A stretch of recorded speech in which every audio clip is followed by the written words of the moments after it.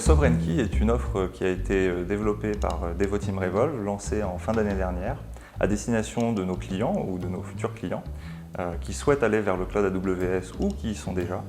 Et le but de cette offre, c'est de répondre à leurs enjeux de souveraineté de la donnée, à savoir leur permettre de garder une maîtrise et avoir une forme d'assurance que leurs données vont toujours rester sous leur contrôle. Depuis quelques années maintenant, et peut-être même avant, on voit assister à une certaine profusion de lois qui vont être qualifiées de lois extraterritoriales. On pense notamment au Cloud Act américain, mais en vérité il y en a d'autres. Et le propre de ces lois, c'est que aujourd'hui, elles viennent un petit peu brouiller le message que les entreprises entendent, parce que finalement, les Américains disent, en fait, n'importe quelle entreprise américaine, si on leur demande de livrer des données, ils devront les livrer, peu importe s'ils sont sur le territoire américain ou pas. Donc là, une entreprise française, en toute logique, s'inquiète un peu. Ok, nous on est en France, est-ce que ça nous concerne? AWS est un acteur américain, donc ils sont clairement soumis au Cloud Act. Et l'idée, c'est que AWS a une politique très claire sur le Cloud Act. Ils contestent toutes les demandes, ils ne déchiffrent pas les données qu'ils vont livrer.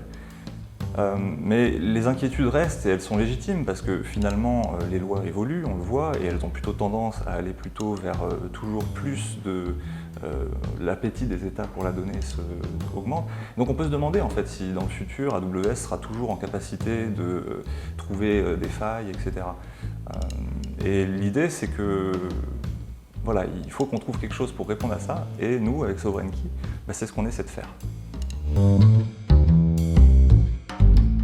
Donc la protection des données, souvent ça passe par le chiffrement.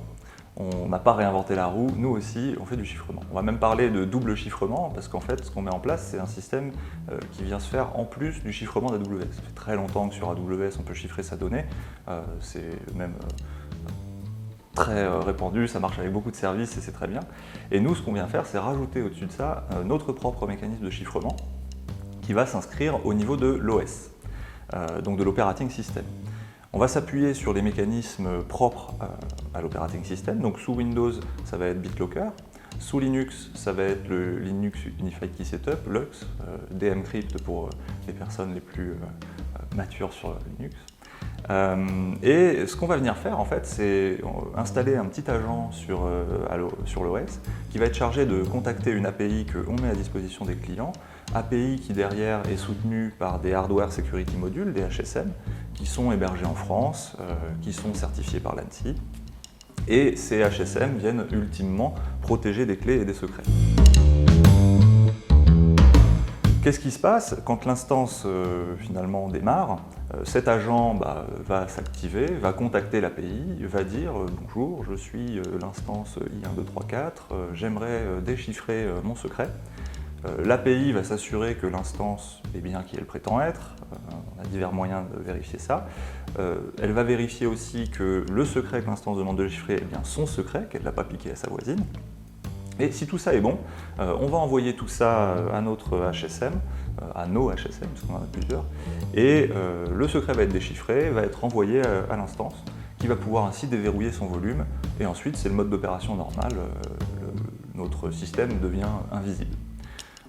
Là je résume un petit peu, mais en fait il faut savoir qu'on a pas mal de mécanismes autour de ça pour assurer les bonnes pratiques de la sécurité. Donc notamment on va signer ce qu'on envoie, donc l'instance est toujours capable de vérifier que ce qu'elle reçoit vient bien avec une certaine certitude de nos HSM. On va faire du chiffrement de bout en bout aussi, on va établir un canal qui fait que le secret qu'on envoie ne peut être déchiffré que par l'instance, donc pas de problème avec d'éventuels intermédiaires qui pourraient intercepter le trafic.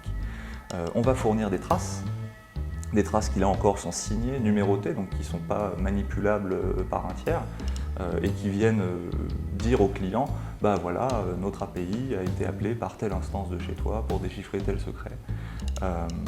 Il va pouvoir du coup intégrer ça dans ses processus d'audit existants pour peut-être venir comparer la cohérence des appels à notre API avec les démarrages de ces instances et peut-être détecter d'éventuelles anomalies si elles se présentent.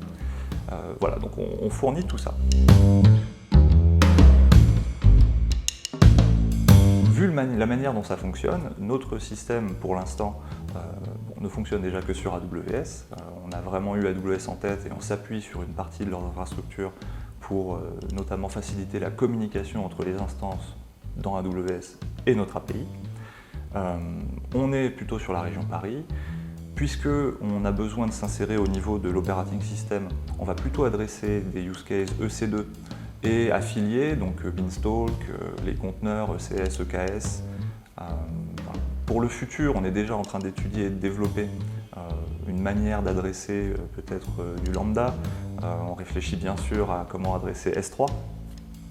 Mais pour le moment, la manière dont ça fonctionne, c'est plutôt sur EC2.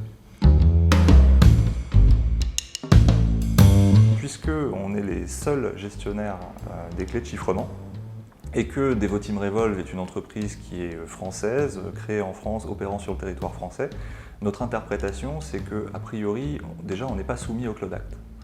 En admettant même qu'on ait tort, le fait est qu'on a accès aux clés. Alors déjà on n'a pas accès facilement, on l'a dit, elles sont protégées par des HSM, tout est fait pour que personne chez nous puisse comme ça aller lire une clé s'il en a envie. Après, techniquement, en tant qu'entreprise, on pourrait y accéder, mais de toute manière, on n'a pas accès aux données des clients. En fait, nous, on se contente de fournir des clés. Donc finalement, le Cloud Act, a priori, ne s'applique pas à nous, et en admettant même qu'il s'applique à nous, de toute façon, on ne peut pas faire grand-chose pour donner les données de nos clients, on ne les a pas. AWS, eux, ils sont toujours le fournisseur de l'infrastructure. Bien sûr, les données des clients que les clients ont mis dans le cloud se retrouvent sur les infrastructures d'AWS. En revanche, les clés de chiffrement qui protègent ces données ne sont plus sous le contrôle d'AWS, ils sont sous le nôtre. Donc là, on se retrouve dans une situation où AWS a les données, potentiellement pourrait se retrouver forcé par une quelconque juridiction à livrer ces données, mais il serait en incapacité totale de les déchiffrer. Donc là, on se retrouve avec seulement le client, qui est un petit peu à la croisée des mondes, qui à la fois est sur AWS et a accès à ces données en brut, et notre client et donc a accès à ces clés, et qui se retrouve à être un petit peu à la croisée et à pouvoir exploiter ces données, et c'est le seul à pouvoir le faire. Donc de fait, on considère que le Cloud Act est déchu. Et si vous êtes client et que vous êtes intéressé, il suffit de nous contacter. Nous, derrière, on va mettre en place un accompagnement. Donc on va voir en fait avec vous déjà quel genre de données sont éligibles, quels sont vos besoins. Ensuite, on va voir comment est-ce qu'on peut vous accompagner dans la mise en place de notre dispositif, de notre agent notamment, dans vos cycles de production d'images ou dans vos cycles de déploiement d'applications. L'idée est de voir ça ensemble. Et l'accompagnement en fait, des clients sur le cloud AWS, c'est notre métier primaire. Donc, contactez-nous et ça se passera très bien.